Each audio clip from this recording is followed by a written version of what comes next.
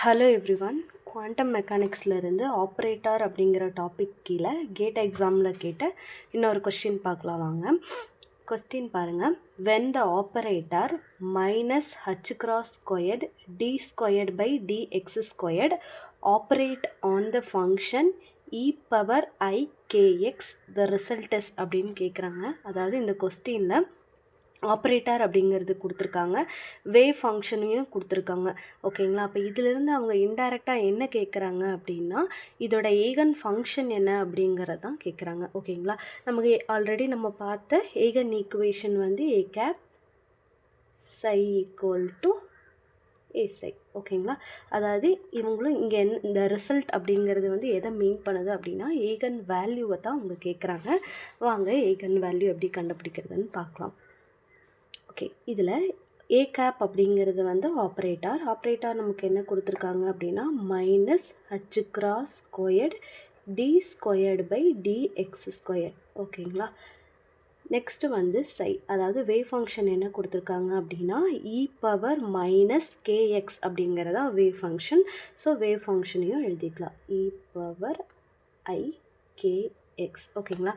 இப்போ வந்து இந்த இ பவர் ஐகேஎக்ஸ் இந்த வேவ் ஃபங்க்ஷனை என்ன பண்ணணும் அப்படின்னா 2 டைம் டிஃப்ரென்ஷியேட் பண்ணணும். ஓகேங்களா?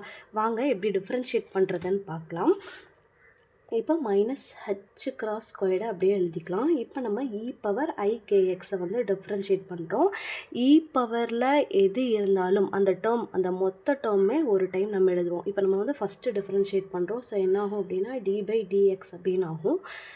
இந்த டேர்ம் என்ன ஆகும், ஒரு டைம் டிஃப்ரென்ஷியேட் பண்ணும்போது அந்த டேர்மை அப்படியே எழுதிடணும். ஃபஸ்ட்டு ஒரு டைம் இ பவர் ஐகேஎக்ஸ்.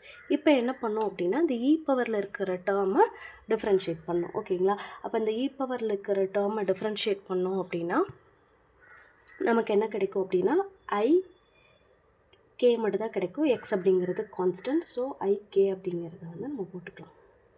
ஓகேங்களா? இப்போ வந்து இந்த ஐகே அப்படிங்கிறது வந்து கான்ஸ்டன்ட். ஸோ அதை நம்ம வெளியே எடுத்து எழுதிக்கலாம். minus h cross squared ik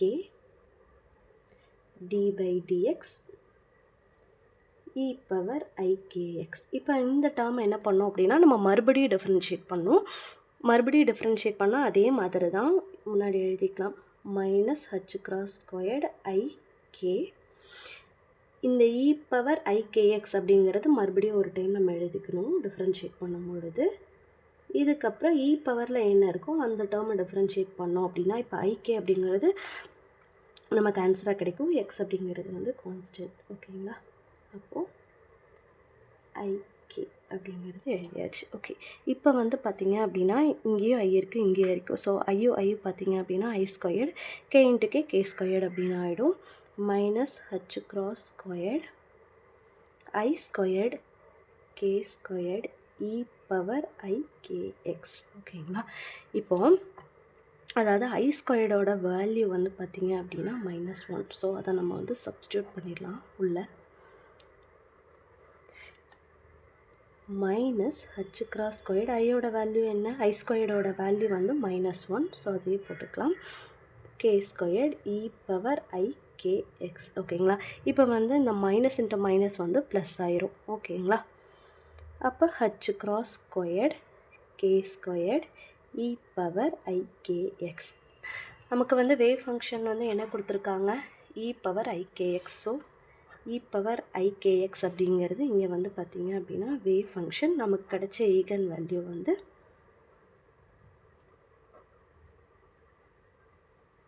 h cross squared k squared. இதுதான் அதோட ஆன்சர்.